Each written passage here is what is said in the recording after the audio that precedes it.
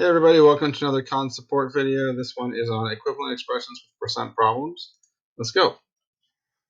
So it says, let me make this a little bit bigger for you guys. There we go. It's as big as I think I can get it comfortably. After learning how to fly, Wendy reduced her daily commute by 75%. Previously, her commute took m minutes. Which of the following expressions could represent Wendy's commute time in minutes after she learned how to fly? So a couple things to pay attention to here. First thing is her original time would be 100%. So 100% of m, or 1m, would be her original amount of time. So that would be equal to 1m, right, or m. That is the amount of time that it previously took her. But then it says here that she reduced her daily commute time by 75%. So that 100% of m, that 1m, is being reduced by 75%, right? What is 75% of m? It's going to be 0.75m, right? So it's the 100% m minus the 75% of m, right? And well, what is that actually worth? Well, that's 1m minus 0.75m, which is how many m? 0.25m. So when we think about this relationship here, we're actually saying that we're looking for an answer that is 25% of her previous amount, right? It's been 100% reduced by 75%, leaves you with 25%. So you're looking for a 0.25m or something equivalent to that. So 0.25m obviously is a correct answer. And then 1/4 of m is the same as 0.25m because this is 25 out of 100, which is the same as 1/4. So that's also a correct answer.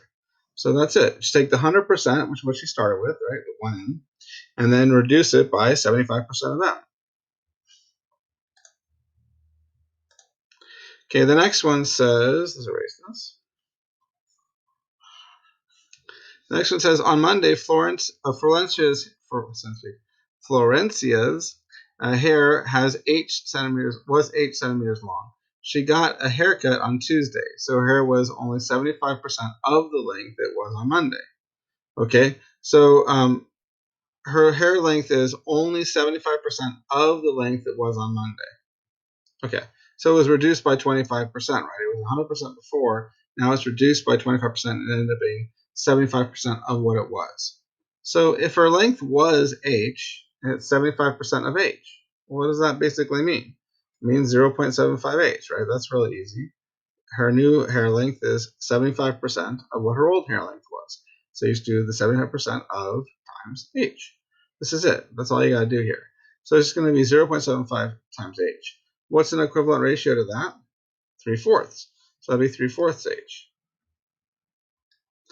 All right, the next one that we've got here says, Aiko is wearing a magic ring that increases the power of her healing spells by 30%. So they're going up by 30%.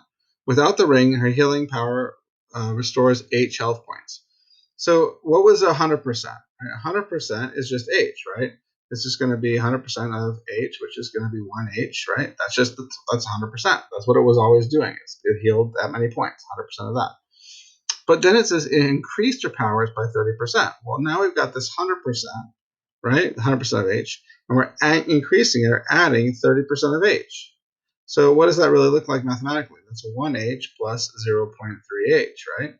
Well, what's that going to end up being? Well, it's going to end up being 130% of h, right?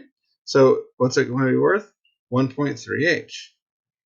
So we're looking for an answer that is 1.3h. In other words, the original healing power is 100%, 1, and then you added 30% or 0.3h to that. So what you end up with?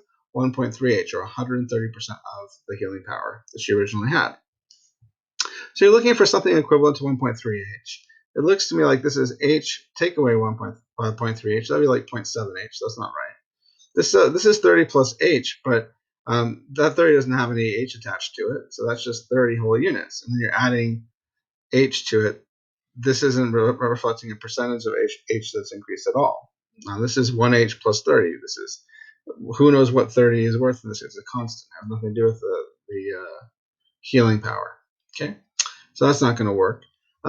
This one here is 3/10 plus 1 times h, which is the same as 1 3/10 times h, the same as 1.3 times h. So that would work just fine.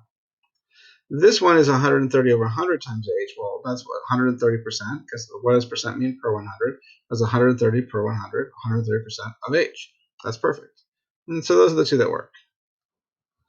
All right, the next one we have here is Landon spent L hours at the beach last weekend. Mateo spent 15 hours fewer at the beach than Landon did. Which of the following expressions could represent how many hours Mateo spent at the beach last weekend? So Mateo spent 15% fewer hours than Landon. So if you were like to define your variables and say let L equal the amount of time Landon spent, right? So that was named Landon spent at the beach. Then basically what you're going to do is you're going to take that L, which is 100%, right? And you're going to reduce it by 15% of that L. So really what you're looking at is 100% of L, which is 1L. And you're going to take away or reduce it by 15% of L. So this 15% of L taken away from 100% of L leaves you with 85% of L, which is, of course, the value of Mateo's trip, right? Mateo spent 50% fewer hours than Landon. So whatever hours Landon spent is L. 15% of what Landon spent would be 0.15 L. And then, of course, you reduce the L by the 0.15 L, and what do you end up with? 0.85 L.